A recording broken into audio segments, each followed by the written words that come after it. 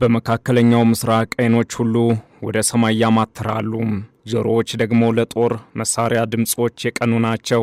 ይህ የሆነውም በንከር በስተር ቢቱ የተሰኘ እኔነኛ ለግዙፍ ኮንክሪት ሳይበግረው እስከ 180 ሜትሮች ወደ መሬት ዘልቆ የሚገባው ዳሚ ቦምብ በታጠቀችው አሜሪካና ሺህ ኪሎ ሜትሮችን በንፋስ ፍጥነት ተምዘግዛጊ ባሊስቲክ ሚሳኤሎች ባለቤት ኢራን መካከል የጦርነት ድግስ በመዘጋጀቱ ነው። እነዚህ ሀገራት በአሁኑ ጊዜ በጦር ድግሱ ለመታደም የሰራዊቶቻቸው እጆች ከቃተው ተጣብቀው በተጠንቀቅ ላይ ይገኛሉ። ይህንኑ የሚያረጋግጠው አደገኛ የሳተላይት ምስልም ይፋ ተደርጓል።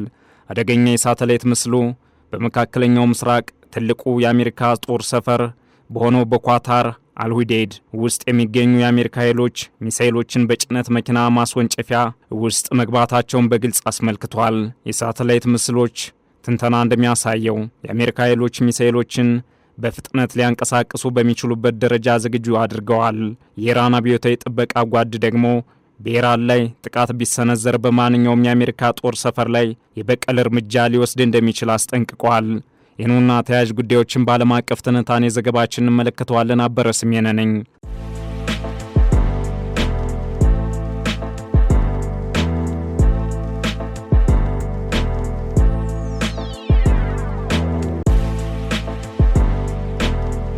ትራምፕ በጥር ወር ከ6000 በላይ ተቃዋሚዎች የተገደሉበትን የኢራን ህዝባዊ ተቃውሞ ተከትሎ ኢራንን አስፈራርተዋል።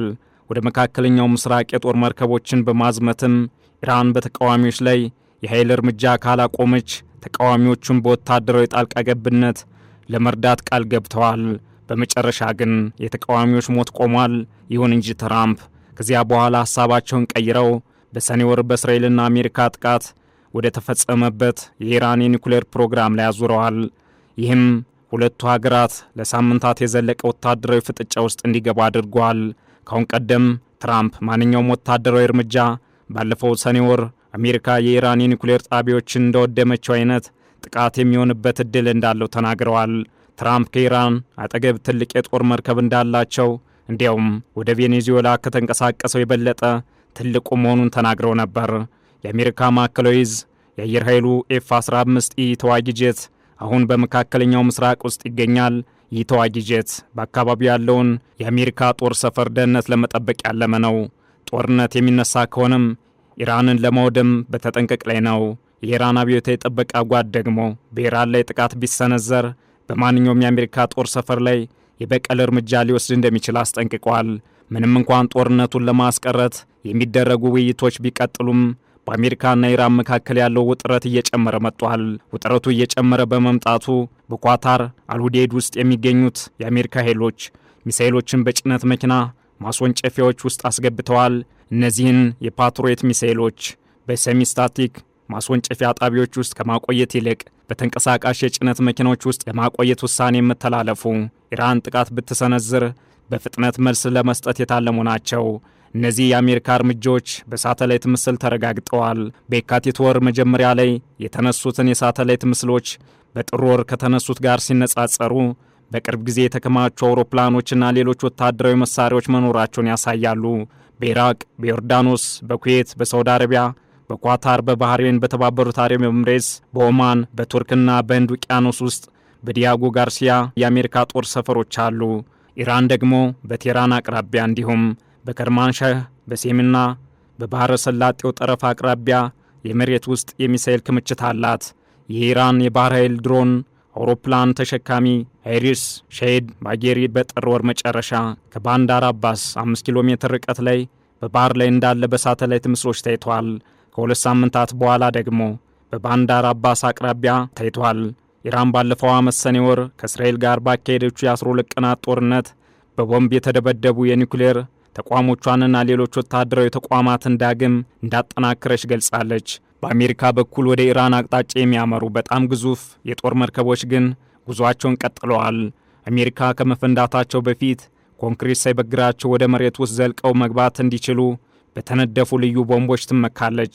ከነዚህም መካከል በባህረ ሰላጤው ጦርነት ውስጥ ጥቅም ላይ የዋለው ጂቢዩ 28 እና በጂፒኤስ እንዲመራ ተሻሽሎ የቀረበው ጂቢዩ 31 ይጠቀሳሉ። በተመሳሳይ 13600 ኪሎ ግራም የሚመዝን ጂቢዩ 57 የተሰኘው ግዙፍ ምሽግ ዘልቆ መግባት የሚችል ቦምብ ታጥቃለች። እነዚህ በጣም ጥልቅ ለሆኑ የመሬት ውስጥ ኢላማዎች የተነደፉ ቦምቦችን መሸከም የሚችለው ቢ2 ስፕሪት አውሮፕላን ከአሜሪካ ውጭ ያለው የለም። ይህ ቦምብ ጣይ አውሮፕላን ከ$2 ቢሊዮን በላይ የሚወጣ ሲሆን የተራቀቁ የአየር መከላከያ ስርዓቶችን ዘልቆ በመግባት ኢላማዎችን ለመምታት የተነደፈ ነው። በኢራን በኩልም ከዚህ በፊት ታይቶ በማይታወቅ ሁኔታ ራስን የመከላከል ቁመና እንዳለ መረጃዎች ይጠቁማሉ። በሺዎች የሚቆጠሩ የባሊስቲክ ሚሳኤሎች አሏት። ኢራን የአየር ክልሏን ለመጠበቅ በርካታ የአየር መከላከያ ስርዓቶች አዘጋጅታ ተግባራዊ አድርጋለች። ለስለላና ለጥቃት ተልእኮዎች የሚያገለግሉ ድሮኖችም አሏት።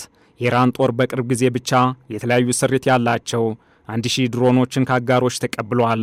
እነዚህ ድሮኖች ሰራዊቱ ፈጣን ውጊያ ለማድረግ ስትራቴጂካዊ ጥቅም ያላቸው ናቸው። በተለይም ኢራን እስከ 1500 ኪሎ ሜትር ርቀት የሚጓዙ ዘመናዊ የባሊስቲክ ሚሳኤሎች የታጠቀች ናት።